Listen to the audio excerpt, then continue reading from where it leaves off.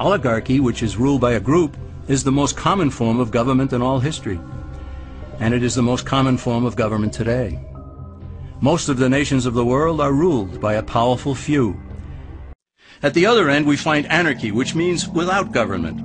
Some people have looked over history and found that many of its worst crimes were committed by governments. So they decided that having no government might be a good idea. But this is a mistake, because as the ancient Greeks stated, without law there can be no freedom.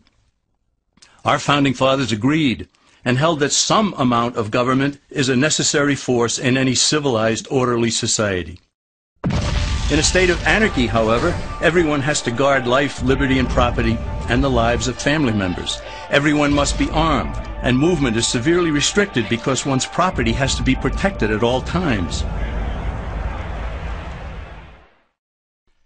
Civilized people have always hired someone to do the guarding, a sheriff, a police force, or some branch of government. Once law enforcement was in place, the people were freer.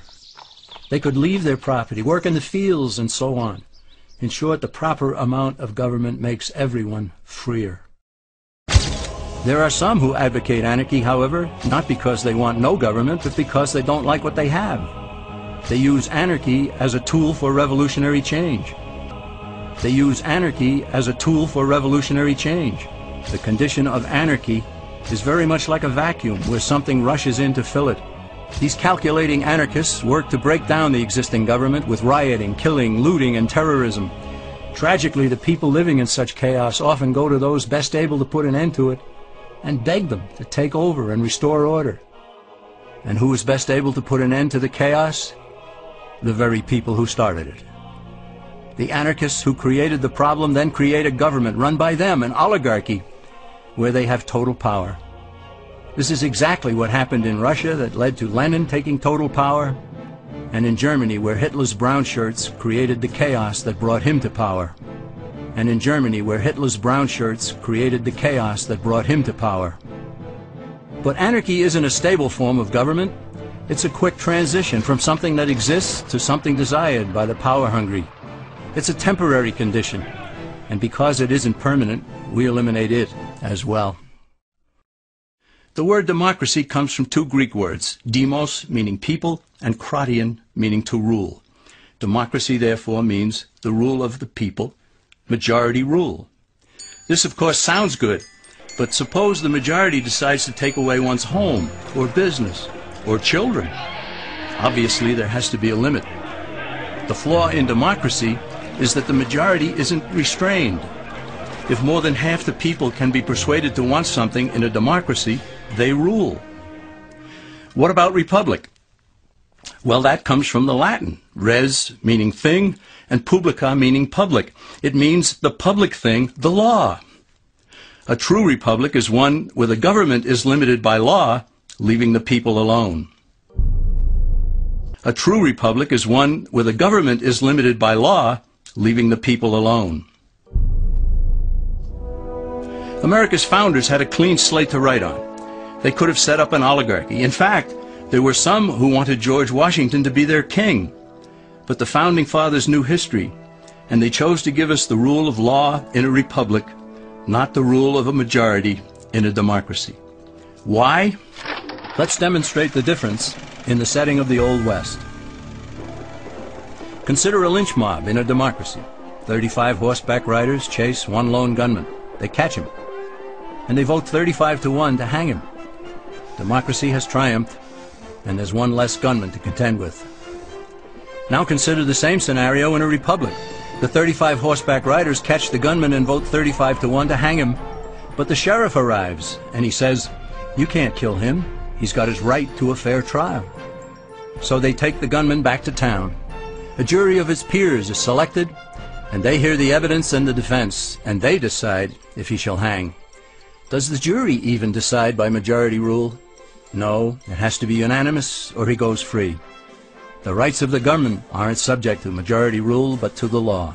This is the essence of a republic. Many Americans would be surprised to learn that the word democracy does not appear in the Declaration of Independence or the U.S. Constitution. Nor does it appear in any of the constitutions of the 50 states. The founders did everything they could to keep us from having a democracy. James Madison, rightly known as the father of the Constitution, wrote in essay number 10 of the Federalist Papers, "Democracies have ever been spectacles of turbulence and contention, have ever been found incompatible with personal security or the rights of property, and have in general been as short in their lives as they have been violent in their deaths." Alexander Hamilton agreed, and he stated, "We are a republican government. Real liberty is never found in despotism or in the extremes of democracy." Samuel Adams, a signer of the Declaration of Independence, stated, "Democracy never lasts long. It soon wastes, exhausts, and murders itself." The founders had good reason to look upon democracy with contempt, because they knew that the democracies in the early Greek city-states produced some of the wildest excesses of government imaginable. In every case, they ended up with mob rule, then anarchy, and finally tyranny under an oligarchy. During that period in Greece, there was a man named Solon, who urged creation of a fixed body of law not subject to majority whims.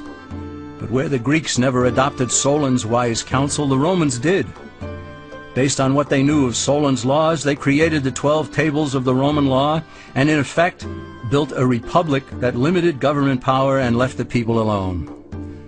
Built a republic that limited government power and left the people alone.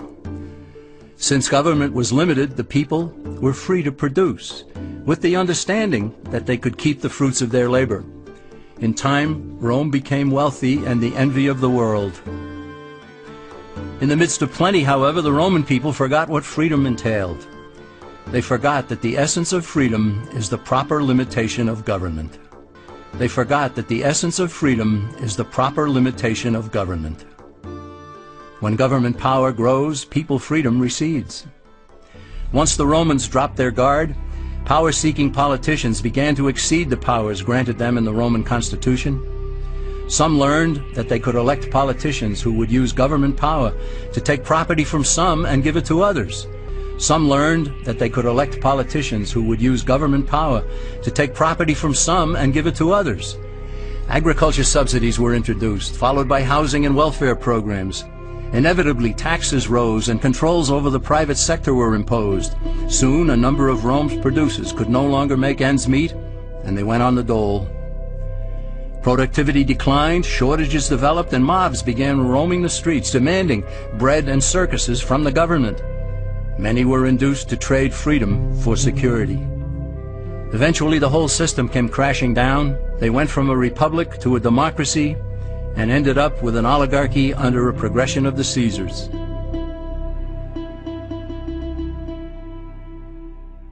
Thus, democracy itself is not a stable form of government. Instead, it is the gradual transition from limited government to the unlimited rule of an oligarchy. Knowing this, we as Americans are ultimately left with only two choices. We can keep our republic, as Franklin put it, or we will inevitably end up with an oligarchy, a tyranny of the elite.